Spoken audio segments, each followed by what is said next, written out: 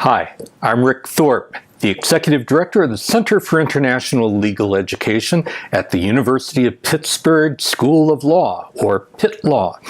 As such, I'm also the head of admissions to both our LLM and our SJD programs. I review dozens of SJD applications every year from graduates of many different LLM programs. In this video, I draw on that experience to provide some advice to LLMs and prospective LLMs, both on how to choose an LLM program, but more importantly, how to use your LLM year to become a more attractive candidate for SJD program admissions. First, a few words about the SJD or JSD degree for those of you unfamiliar with it. The SJD or JSD is legal education's equivalent to the PhD in other fields. It's U.S. legal education's doctoral degree. Now, in the U.S., this degree is generally intended only for foreign-trained lawyers who have received a U.S. LLM degree and who want to return to their home countries to be law professors or to take another position in which a doctoral degree is required. It is important to note that the SJD is not a pathway to a job in the U.S. Legal Academy and is really not a credential really recognized outside of the Legal Academy in the United States. The SJD is a very different educational experience from the LLM.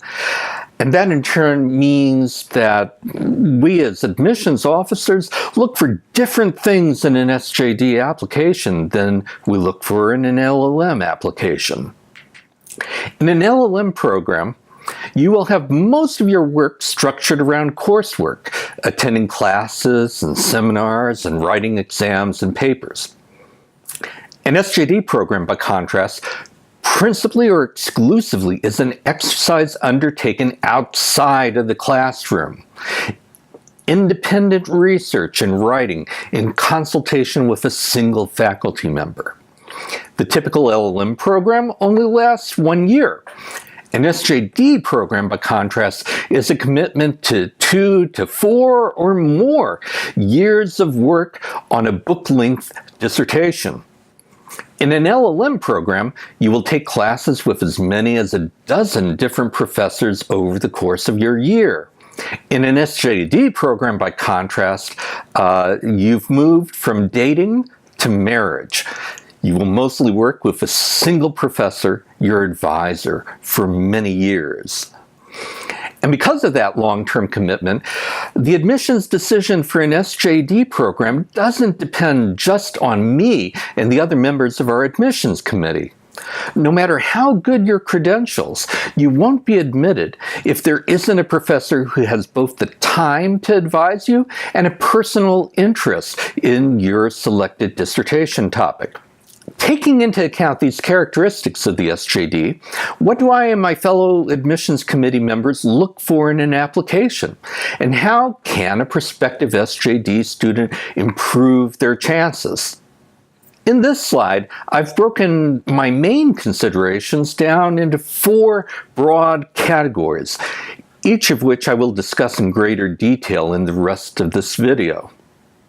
So, one thing I look for. Does the LLM transcript show that the candidate has the academic skills for an SJD program? Does the LLM transcript show that the candidate has the substantive legal knowledge to pursue the proposed dissertation topic? Do the letters of recommendation reflect serious academic interests in the proposed topic?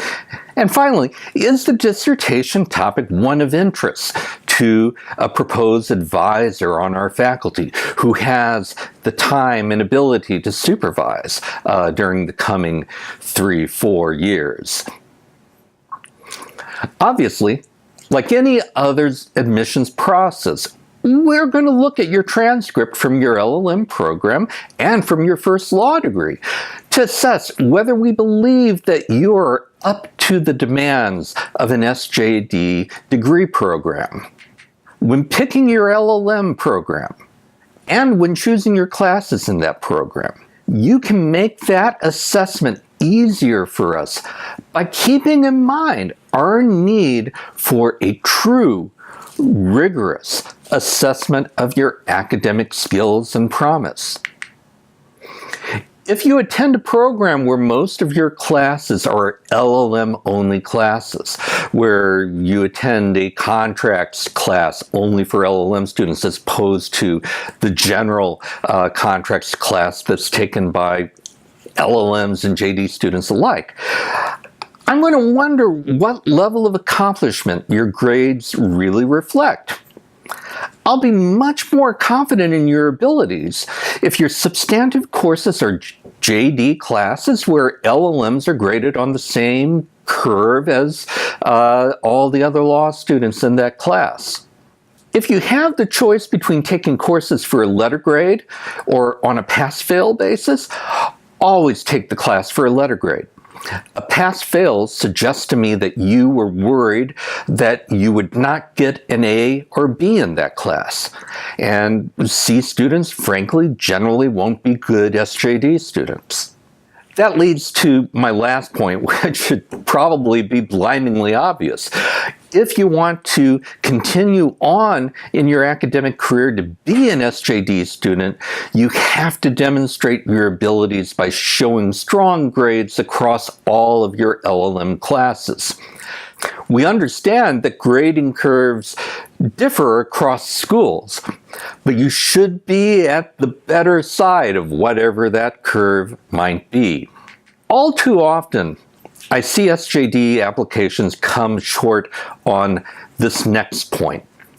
We need to know not just that you are a good student generally, but that your interest in your proposed subject was strong enough that you studied it during your LLM year.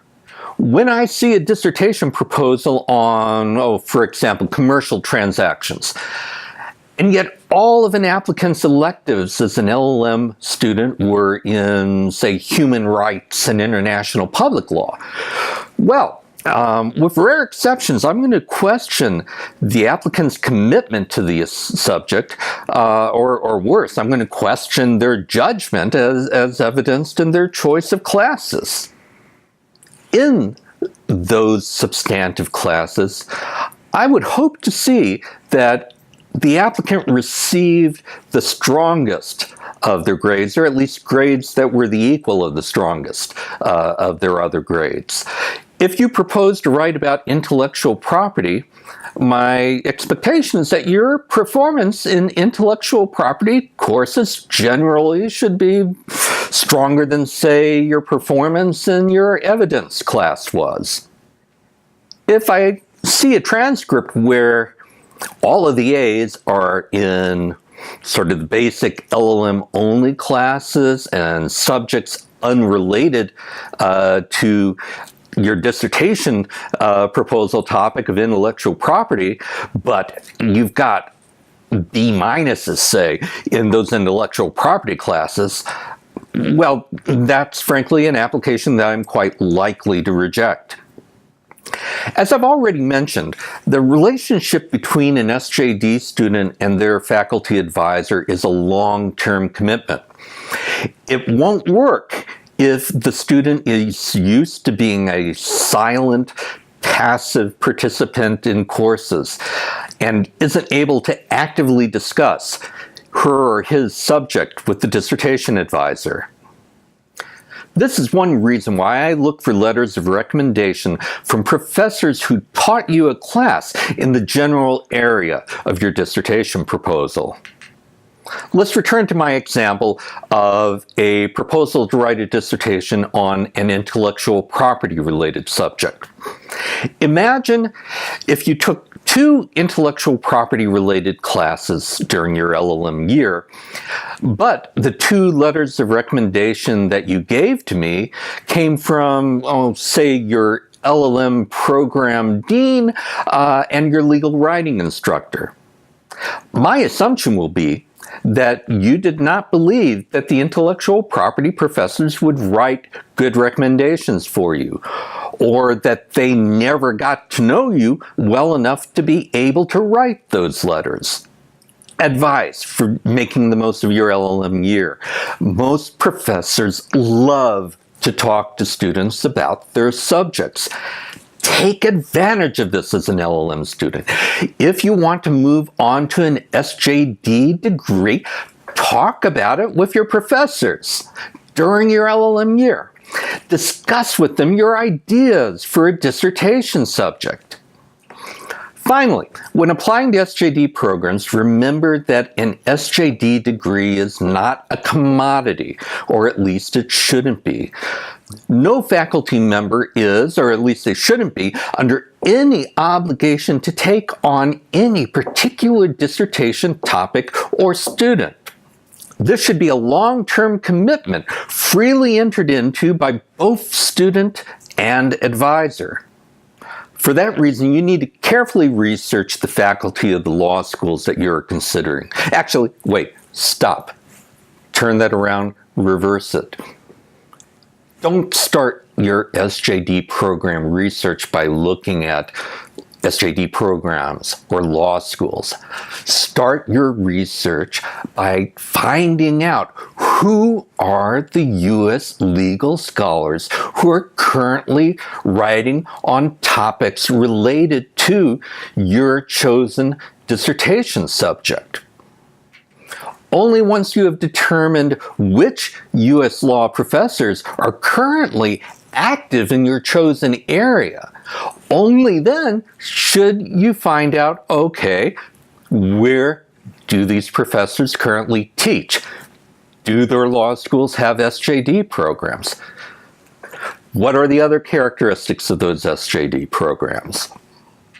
For SJD programs, the characters and interests of the individual student and her or his advisor are what is most important to the success of the student's degree program.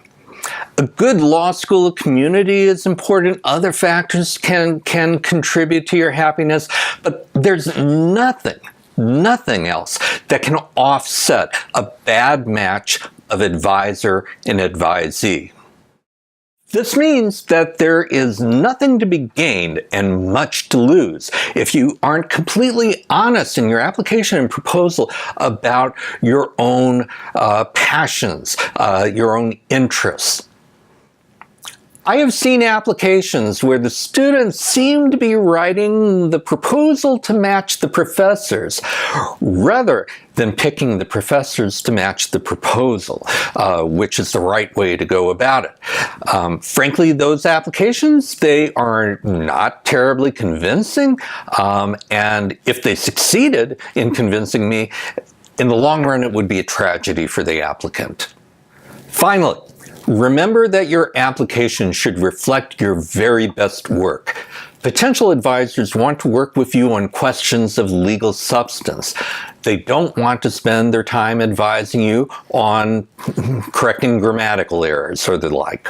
So, proofread your application and your proposal carefully. Have a friend or a writing instructor check for typos. And the same thing applies to any other written communication you have with the program. Be careful in writing your emails. If there's a great difference between the quality of the writing in the proposal and the quality of the writing in the emails, we will notice it.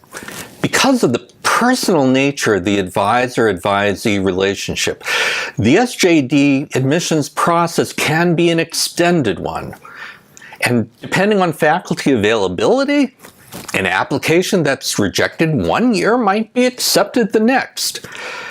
The SJD admissions process is generally much longer than the LLM admissions process. It tends to be more selective than the LLM admissions process. So I encourage you to be patient and realistic. From Pitt Law in Pittsburgh, Pennsylvania, I'm Rick Thorpe, wishing you the best of luck both with your LLM year and with your SJD applications.